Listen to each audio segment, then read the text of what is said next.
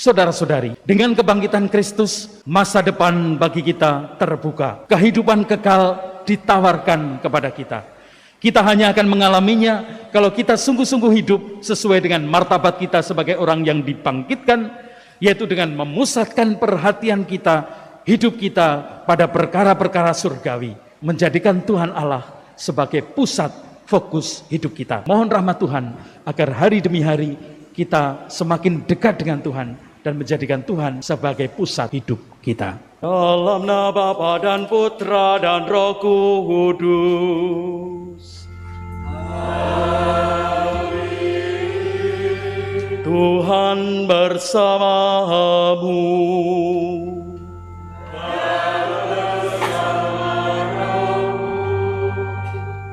Suster, Bapak, Ibu, saudara-saudari yang dikasihi Tuhan, baik yang ada di gereja ini maupun yang mengikuti perayaan Ekaristi ini secara online, selamat sore berkah dalam. Selamat Paskah. Saudara-saudara yang terkasih, hari ini Tuhan bangkit. Mari kita merayakan dengan meriah, karena Tuhan telah mengalahkan maut. Kita rayakan dengan gembira, bukan hanya sekedar mengenangkan, namun kita sungguh ikut bangkit bersama Yesus, karena Ia menjadi yang sulung dari kebangkitan. Baptis yang telah kita terima menjadikan kita ikut ambil bagian di dalam kebangkitan Kristus ini. Kehadiran kita bersama sebagai satu keluarga adalah bentuk nyata dari gereja yang disemangati oleh kebangkitan Yesus. Kita mau memberi kesaksian atas pengalaman kebangkitan ini dengan penuh hormat dan syukur. Mari kita hening sejenak, kita siapkan hati kita untuk perayaan cinta kasih ini dengan mohon ampun pada Tuhan atas dosa-dosa kita. Marilah berdoa.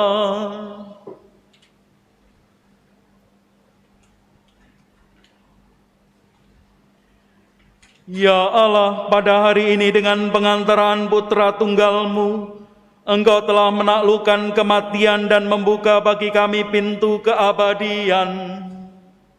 Semoga kami yang merayakan pesta kebangkitan Tuhan dibaharui oleh Roh-Mu dan bangkit dalam terang kehidupan.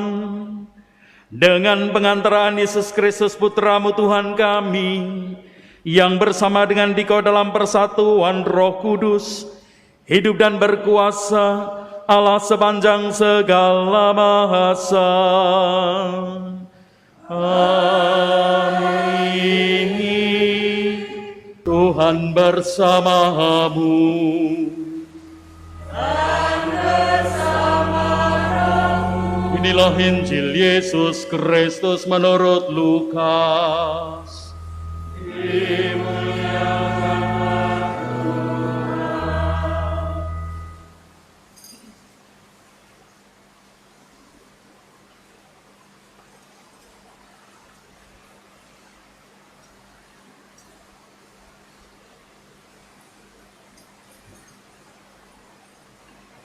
Pada hari Sabat sesudah Yesus dimakamkan, dua orang dari murid-murid Yesus pergi ke sebuah kampung bernama Emmaus yang terletak kira-kira 7 mil jauhnya dari Yerusalem, dan mereka bercakap-cakap tentang segala sesuatu yang telah terjadi.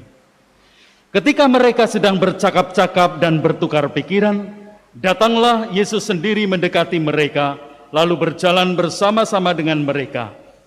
Tetapi ada sesuatu yang menghalangi mata mereka sehingga mereka tidak dapat mengenali Dia. Yesus berkata kepada mereka, "Apakah yang kamu percakapkan sementara kamu berjalan?" Maka berhentilah mereka dengan muka muram. Seorang dari mereka, namanya Kleofas, menjawabnya, "Adakah engkau satu-satunya orang asing di Yerusalem yang tidak tahu apa yang terjadi di situ pada hari-hari belakangan ini?" Katanya kepada mereka, "Apakah itu?" Jawab mereka, "Apa yang terjadi dengan Yesus orang Nazaret? Dia adalah seorang nabi yang berkuasa dalam pekerjaan dan perkataan di hadapan Allah dan di depan seluruh bangsa kami. Tetapi imam-imam kepala dan pemimpin-pemimpin kami telah menyerahkan dia untuk dihukum mati, dan mereka telah menyalibkannya. Padahal kami dahulu mengharapkan bahwa dialah yang datang untuk membebaskan bangsa Israel. Tetapi sementara itu telah lewat 3 hari sejak semuanya itu terjadi. Dan beberapa perempuan dari kalangan kami telah mengejutkan kami. Pagi-pagi buta mereka telah pergi ke kubur dan tidak menemukan mayatnya. Lalu mereka datang dengan berita bahwa telah kelihatan kepada mereka malaikat-malaikat yang mengatakan bahwa Yesus hidup. Dan beberapa teman kami telah pergi ke kubur itu dan mendapati bahwa memang benar yang dikatakan perempuan-perempuan itu, tetapi Yesus sendiri tidak mereka lihat. Lalu Yesus berkata kepada mereka, "Hai kamu orang bodoh, betapa lambannya hatimu, sehingga kamu tidak percaya akan segala sesuatu yang telah dikatakan para nabi. Bukankah Mesias harus menderita semuanya itu untuk masuk ke dalam kemuliaannya?" Lalu ia menjelaskan kepada mereka apa yang tertulis tentang dia dalam seluruh kitab suci, mulai dari kitab-kitab Musa dan segala kitab nabi-nabi. Sementara itu mereka mendekati kampung yang mereka tuju. Ia berbuat seolah-olah hendak meneruskan perjalanannya, tetapi mereka mendesaknya dengan sangat. "Tinggallah bersama-sama dengan kami, sebab hari telah menjelang malam dan matahari hampir terbenam." Lalu masuklah ia untuk tinggal bersama-sama dengan mereka. Waktu duduk makan dengan mereka, ia mengambil roti, mengucap berkat, lalu memecah-mecahkan roti itu dan memberikannya kepada mereka. Ketika itu terbukalah mata mereka dan mereka pun mengenali dia. Tetapi Yesus lenyap dari tengah-tengah mereka. Kata mereka seorang kepada yang lain, "Bukankah hati kita berkobar-kobar ketika ia menerangkan kitab suci kepada kita, ketika ia berbicara dengan kita di tengah jalan?" Lalu bangunlah mereka dan langsung kembali ke Yerusalem. Di situ mereka mendapati ke-11 murid. Mereka sedang berkumpul bersama teman-teman mereka. Kata mereka kepada kedua murid itu, "Sungguh Tuhan telah bangkit dan telah menampakkan diri kepada Simon." Lalu kedua murid itu pun menceritakan apa yang terjadi di tengah jalan dan bagaimana mereka mengenali Yesus pada waktu ia memecah-mecahkan roti. Demikianlah Injil Tuhan. Terpujilah Kristus. Suster, Bapak, Ibu, dan saudara-saudari yang dikasihi Tuhan, kata Paskah artinya lewat. Kata Paskah secara harafiah artinya lewat. Maka dalam hidup sehari-hari kita pun mengenal ada pasca panen, artinya selewat panen, sesudah panen.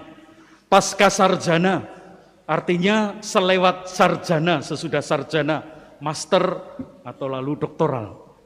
Pasca artinya lewat. Lewat apa? Dalam perjanjian lama, Paskah adalah saat Tuhan Allah lewat di atas bangsa Mesir, sehingga orang-orang Israel pada saat itu diperbudak oleh orang Mesir, mungkin terbuka kemungkinan bagi mereka untuk membebaskan diri dari perbudakan dan menuju tanah terjanji.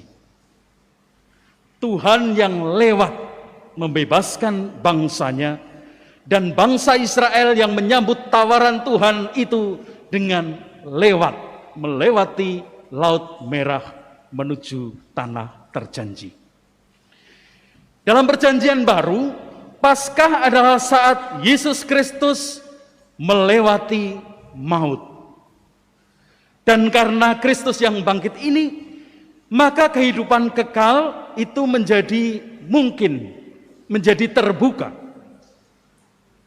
Sebelum penebusan Kristus, sejarah manusia karena dosa akan berakhir dengan maut. Orang mati lalu berhenti. Jenazahnya dikuburkan di tanah dan jiwanya masuk ke dalam apa yang disebut Sheol, dunia orang mati. Dan Sheol itu tidak ada masa depan, tidak ada kemungkinan di depan sana, hanya di situ saja. Entah orang baik, entah orang yang di dunia ini jahat apalagi, semuanya ada di Sheol. Karena tidak bisa mencapai pada Tuhan Allah yang begitu agung, yang kudus, yang tidak bernoda sedikit pun. Manusia sedikit apapun pasti pernah berdosa dan tidak bisa mencapai pada Tuhan Allah. Maka hanya berhenti di Sheol. Tetapi dengan penebusan Kristus, dengan sengsara wafat dan dengan kebangkitannya, maka kematian tidak menjadi titik akhir. Pintu keabadian dibuka oleh Yesus, sehingga terbukalah masa depan bagi kita. Maka tadi dalam penghantar sebelum misa, komentator mengatakan masa depan kita adalah cerah. Karena tidak lagi berhenti pada kematian. Dengan penebusan Kristus, dibukalah kemungkinan untuk hidup kekal. Sehingga kematian bukan lagi terminal, bukan lagi terminus, bukan lagi titik akhir, tapi kematian bagi orang-orang yang percaya, bagi orang-orang yang ditebus adalah hanya salah satu titik peralihan dari kehidupan di dunia ini kepada kehidupan kekal.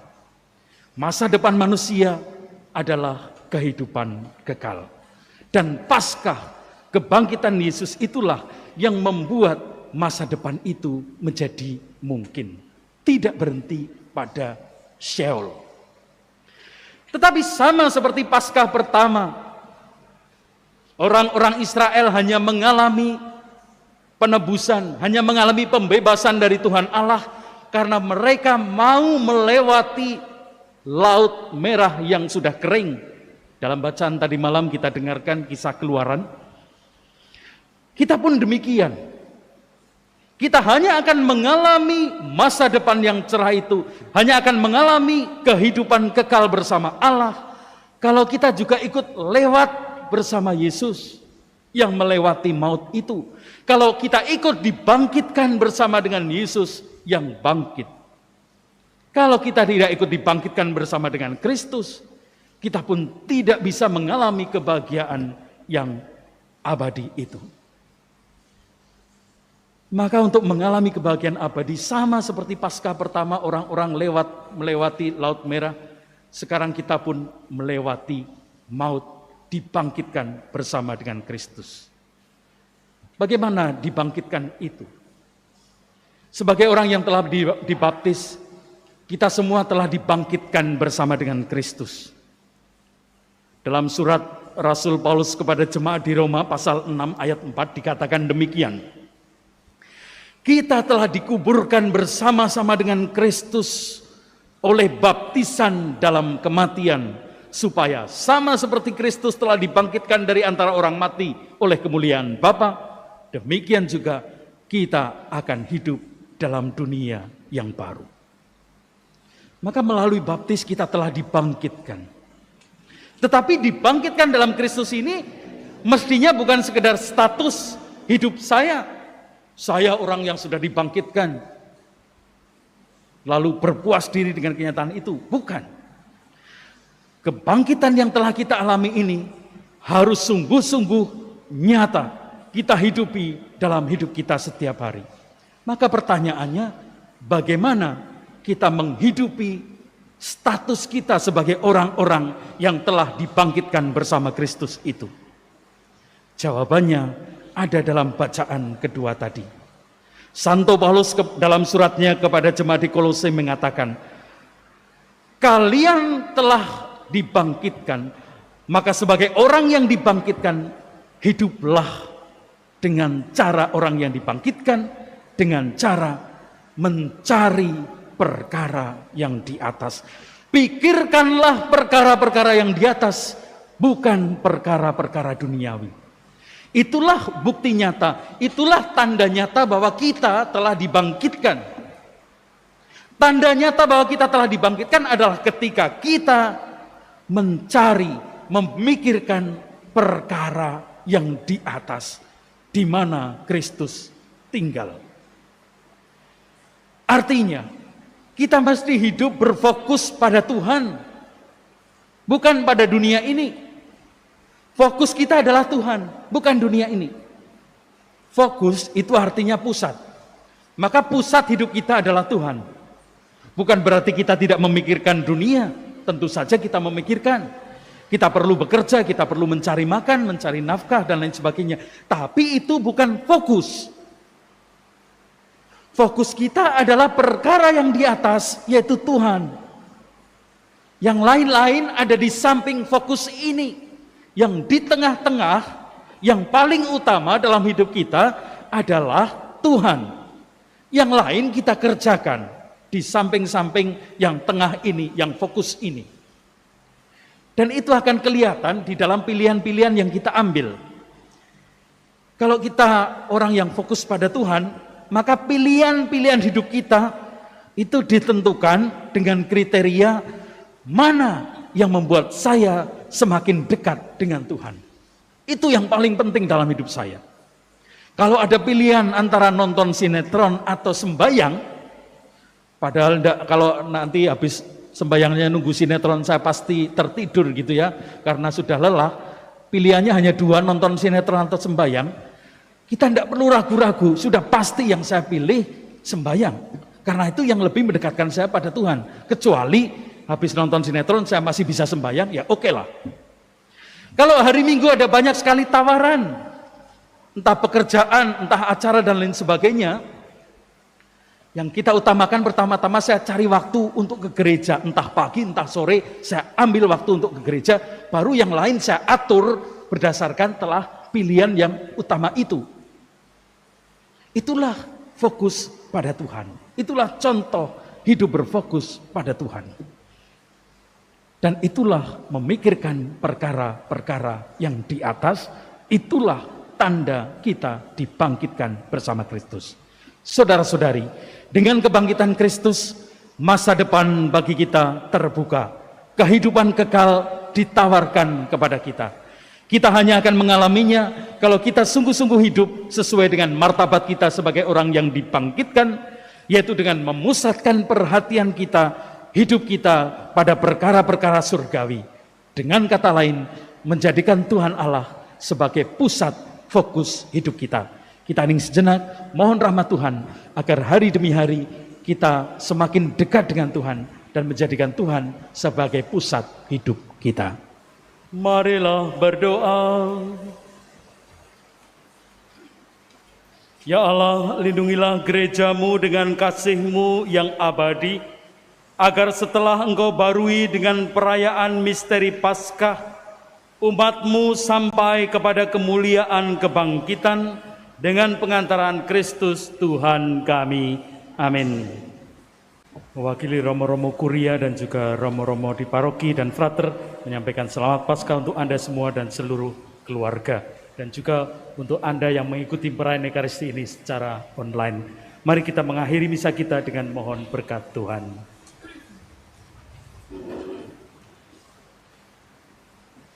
Tuhan bersamamu.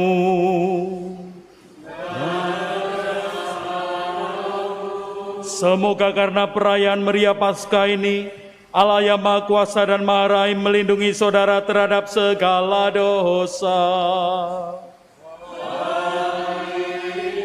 Semoga karena kebangkitan putranya yang tunggal, Allah menganugerahkan kepada saudara hidup abadi yang sempurna. Semoga karena bimbingan Yesus Kristus yang jaya, saudara dengan hati riang gembira sampai pada perayaan Paskah abadi di surga. Dan semoga saudara sekalian dilindungi, dibimbing dan diberkati oleh Allah yang Maha Kuasa, Bapa dan Putera dan Roh Kudus. Amin. Saudara sekalian, perayaan Ekaristi Paskah sudah selesai. Haleluya, haleluya.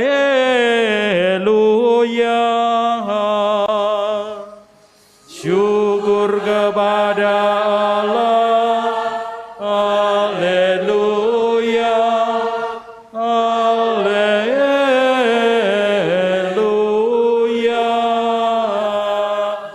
Selamat Paskah dan marilah kita pergi, kita diutus mewartakan kebangkitan Tuhan. Amin.